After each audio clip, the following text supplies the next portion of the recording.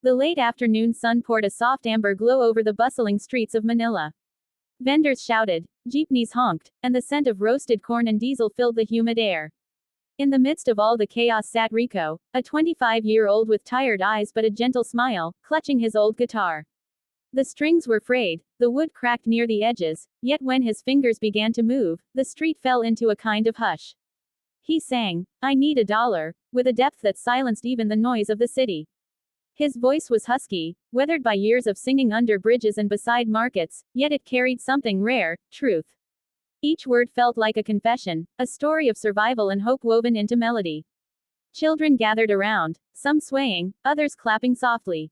Vendors peeked from their stalls to listen. For a moment, the street became a concert hall lit by the fading sun. Rico wasn't singing for fame. He sang for Mila, his 14-year-old sister waiting at home, her books spread across a rickety table. She dreamed of becoming a nurse, and every peso Rico earned from singing helped her stay in school. He often skipped meals so she wouldn't have to. That day, as he finished the song, a tourist with a phone approached him, smiling with tears in her eyes. "You have the voice of an angel," she said softly, pressing a few bills into his hand and uploading the video she had recorded. Rico thanked her, thinking nothing of it. As the sun dipped below the skyline, he packed his guitar and walked home, unaware that the song he sang for survival would soon carry him across the ocean, and change his life forever. The morning light crept through the thin curtains of their tiny shanty home. Rico sat cross-legged on the floor, carefully fixing his guitar with strips of tape. The same guitar that had carried him through years of hardship now looked almost as weary as he did. Mila stirred from sleep, rubbing her eyes and smiling faintly. "Kuya, did you earn enough for rice today?" she asked. Rico nodded with a grin that didn't quite reach his eyes. "Always, for you," he said softly. Just as he was about to strum a few chords, his old cell phone buzzed on the table. The caller ID read, "Unknown number." He hesitated. Scams were common, but something urged him to answer. "Hello, is this Rico de la Cruz?" A cheerful voice said on the other end. "I'm calling from America's Got Talent music room. Your street performance video went viral online. We would love to invite you to perform for our special global edition." For a long moment, Rico couldn't speak. He thought it was a cruel joke. But when the producer mentioned Simon Cowell's name and details of his viral video, his heart began to race. He looked over at Mila, who had stopped breathing mid-sentence, eyes wide with disbelief. "Sir, are you serious?" Rico whispered, his voice trembling. "Yes, Rico. The world heard your voice. Now it's time the world sees your heart," the caller replied warmly. Rico ended the call in tears. Mila threw her arms around him, crying and laughing all at once. The neighbors soon gathered, cheering as word spread. They collected coins and small bills, determined to buy him a decent shirt for his big day. Before he left, Mila pressed a tiny rosary into his palm. "Sing for hope, Kuya. Not for fame." The studio lights were blinding, far brighter than the Manila sun Rico was used to. Cameras moved silently around him, capturing every detail, the trembling of his hands, the worn strap of his guitar, the calm determination in his eyes. The AGT music room was smaller than the main stage, intimate, with soft lighting and just the 4 judges seated before him. But to Rico, it felt like the biggest stage in the world. Simon Cowell leaned forward, curious. "Rico, you've come a long way. What will you be singing today?" Rico swallowed hard. "Sir, I'll be singing 'I Need a Dollar,' because that song is my story." His accent was thick, his voice humble. The room went silent as he took a deep breath and began to strum. The first note was raw, trembling, but it carried emotion so pure that even the sound technicians froze in place. Each lyric flowed from the depths of his struggle, the hunger, the rain-soaked nights, the laughter of his little sister when he sang to comfort her.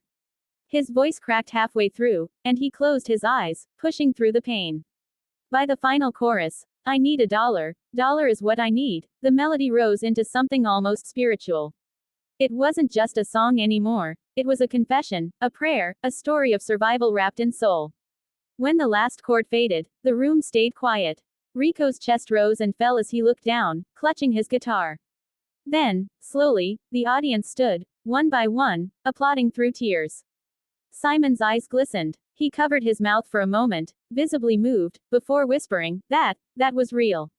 And for the first time in his life, Rico felt seen, not as a street singer, but as an artist with a voice the world would never forget.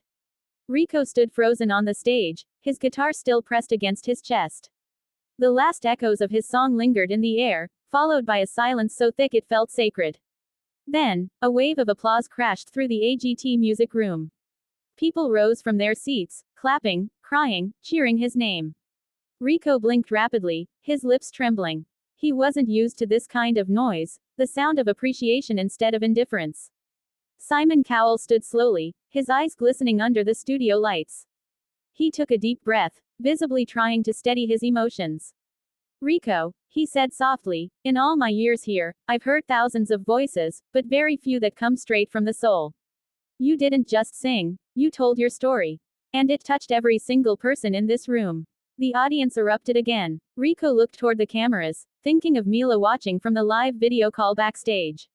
She was crying uncontrollably, whispering prayers in Tagalog. Simon glanced at the other judges, then turned back to Rico. You deserve this, he said, pressing the golden buzzer. A roar filled the room as golden confetti exploded from above, swirling like sunlight around Rico. He fell to his knees, overwhelmed, covering his face as tears streamed down his cheeks. For a boy who once sang for coins, this felt like a dream painted in gold. Simon walked up to him through the falling confetti and gently placed a hand on his shoulder. Never stop singing, son, he whispered. You just gave the world hope.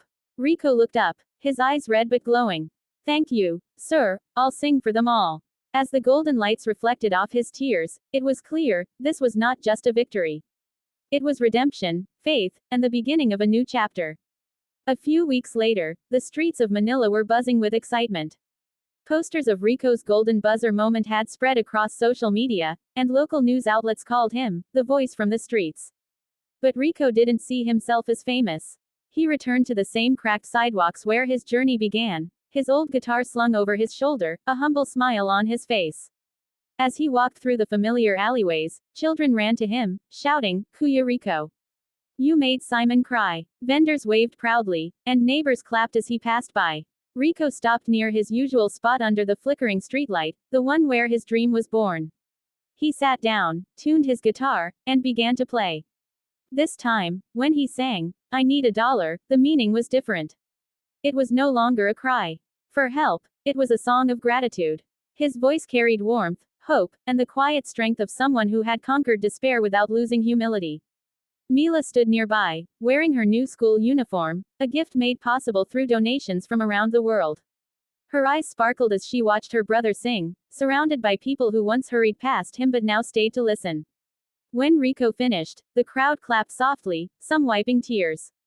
A young boy handed him a flower, saying shyly, Kuya, I want to sing like you one day.